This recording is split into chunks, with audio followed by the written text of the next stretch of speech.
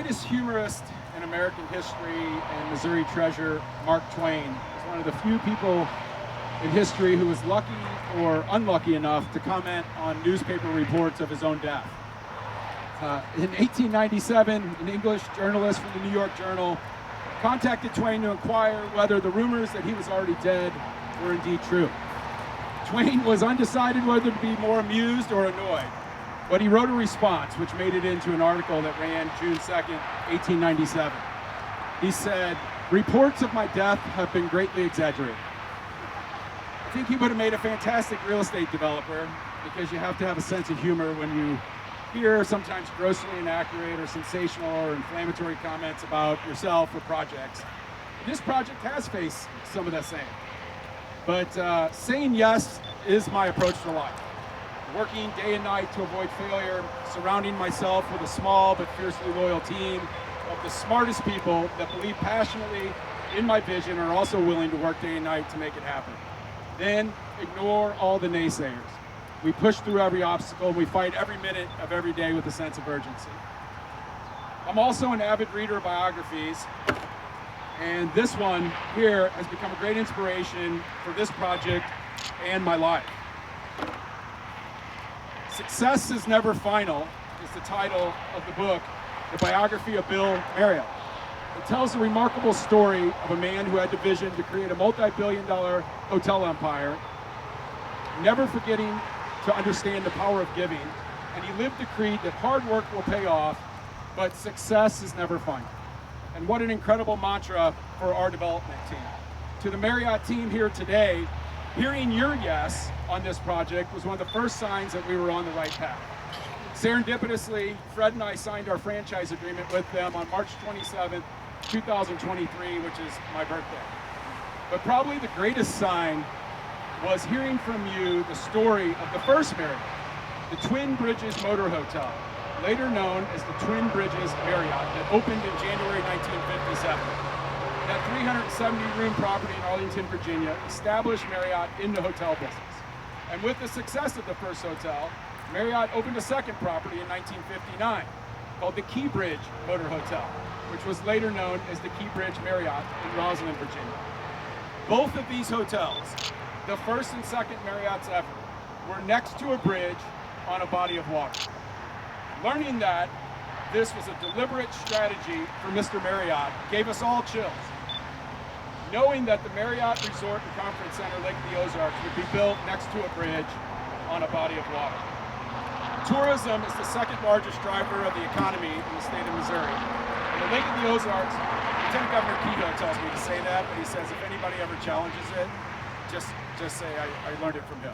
But he says the second largest driver of the economy in the state of Missouri, and Lake of the Ozarks has long been a significant positive impact on those numbers.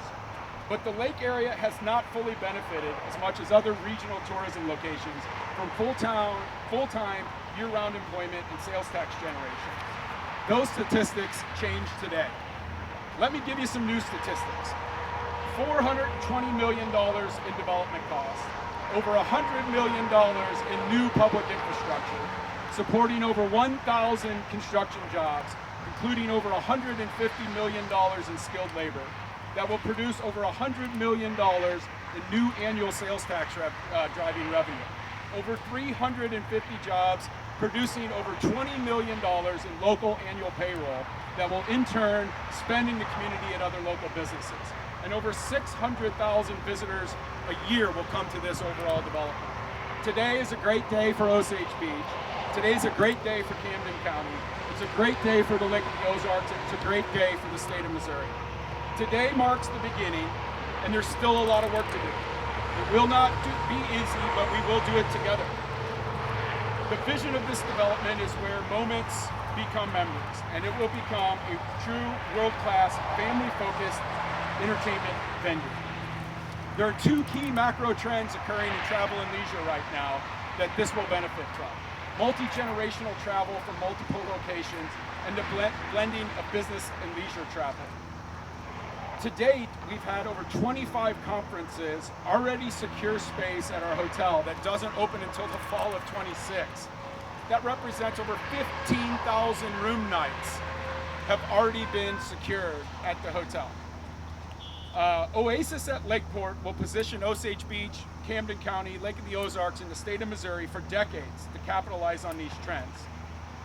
I'd first like to thank all the elected officials who've been a part of this process. And now I'd like to thank a few other people.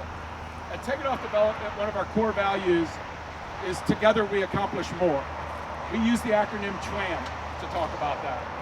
This is not just some words on our website, but a tenet on which we ensure is a part of every function of our people and our developments. Our speakers here today have all made an impact on this development, and I'd like to thank them.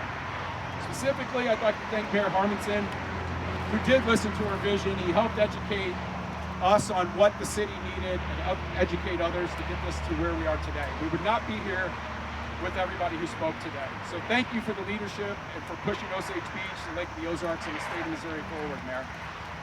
There are a few other people that I want to give special recognition to as well. One of my mentors always reiterated to me that metaphorically, you don't build the tallest building in town by tearing others down. These following people have definitely done the opposite of that. They continue to encourage and support, and I want to recognize those people who've really been champions of encouragement. This first guy really blazed the trail in Osage Beach and the lake area with an incredibly successful TIF that paid off early and has generated tens of millions of dollars in tax revenue. Now, he may not want me to share this because of his tough guy persona, but let me tell you something about Gary Pruitt. Gary, I don't know where he is here, but he's here somewhere. I saw him earlier.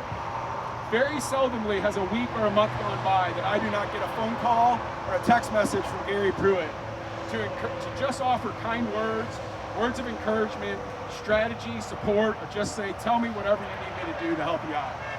That has not gone unnoticed, Gary, and I wanted to thank you for that and recognize you. I also wanted to recognize the Lakewood Timeshare HOA Board for their coordination and dedication to the best outcome for the Lakewood Timeshare owners. These board members are volunteers and have put in countless unpaid hours to best represent the desires of the 1,043 timeshare week owners. And it's a thankless job, and I wanted to thank them as they help me navigate how we acquire the rest of the land. To Fred Ross and the entire Ross family, thank you for believing in me and my crazy vision. I bet you didn't think I would get you to be a carny, but here we are. Thank you also for showing me every day what it means to be a great partner. To Michael and Christy Bailey, I think this is our 7th project we've worked on together. Thank you for your partnership. Most of all, thank you for your friendship, your guidance, your wisdom, and always speaking truth into my life. Also want to thank Drew Waldron and Canvas Wealth Advisors. Drew's been a great investor partner, offering capital advisory, but he's also my therapist. He'll get a kick out of that, and so my wife knows I talk to him frequently for advice. Tegethoff Development has now surpassed $1 billion in luxury lifestyle trophy asset development since 2016. And this is the real team that makes the impossible happen, and we're supposed to talk me out of this crazy project. I want to thank Jeff Kolb and the entire Kolb family and Kolb Grading. You know, I met with Jeff first about this project, knowing that the topography and the geotech on this would just be a mess. And maybe I was thinking he would just say no and we could pass. But he said, we'll be there tomorrow. So I guess it's always good to have a friend who's got a fleet of T4s and a lot of dynamite, because they've done a great job here. I want to thank Rich Obertino and the TRI architect team.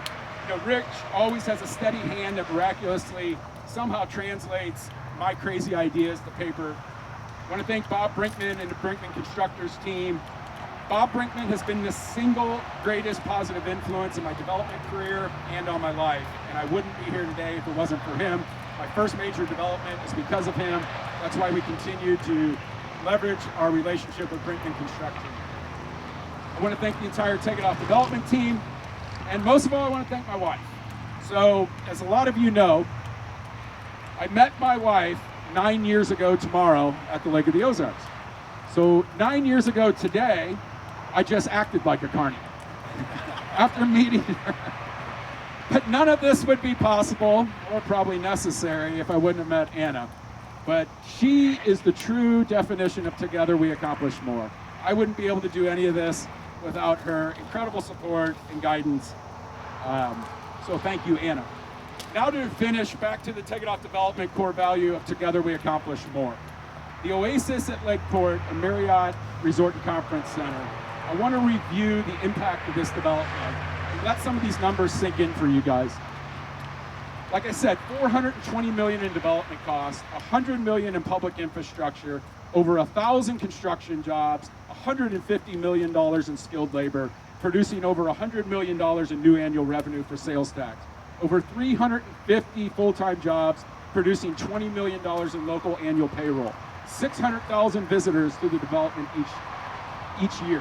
When we work together, economic development works. It is just that simple.